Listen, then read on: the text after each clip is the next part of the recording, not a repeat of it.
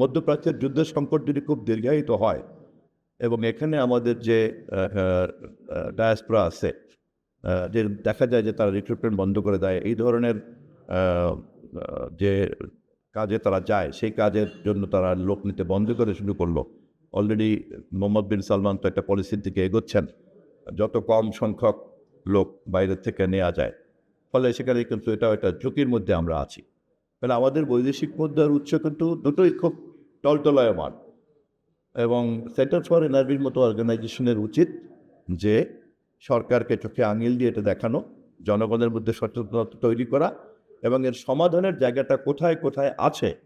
আপনাদের research and ডেভেলপমেন্টের মাধ্যমে সেটাকেও তুলে ধরা উচিত, এবং আপনাদের একজাক্ট এক্সপার্টিসকেও কিন্তু এনগেজ করা উচিত এটার সঙ্গে। অনেকেই যখন আমরা কথা বলি তখন কিন্তু বেশ নানান রকম কথা চলে আসে, মধ্যপ্রাচ্যের সংকট, যুদ্ধ, তারপরে মার্কিন যুক্তরাষ্ট্রের প্রতিরক্ষা নীতি, ইরান,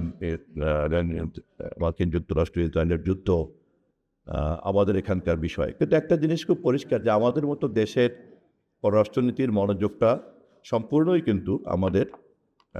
কী করে এক্সপোর্ট বাড়ানো যায়, কী করে আমাদের এনআরবি ডায়াসপোরাকে আরও বেশি স্কিল্ড লেবার দেওয়া যায়, রপ্তানি করা যায়, এবং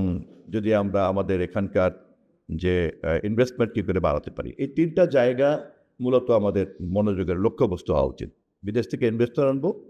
বিদেশে আমি দক্ষ জনবল পাঠানোর ইয়েটা বাড়াবো, আর হচ্ছে আমার এখানকার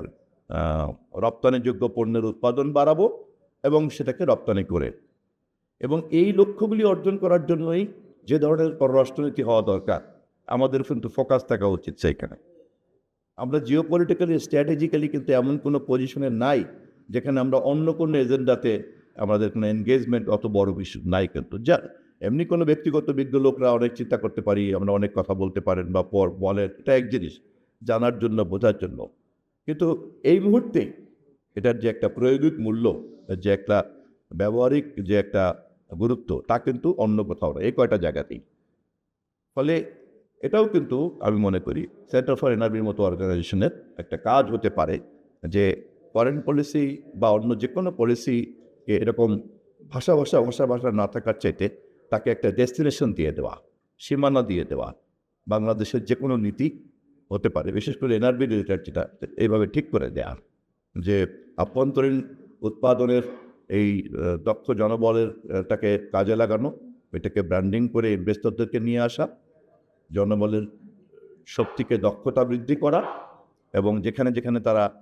মানব সম্পদ রপ্তানি করা হবে সেই সব দেশগুলিতে কূটনৈতিক সম্পর্কটাকে বাড়ানো এবং সেখানে আরও বেশি বেশি রপ্তানি করার সুযোগ বাড়ানো,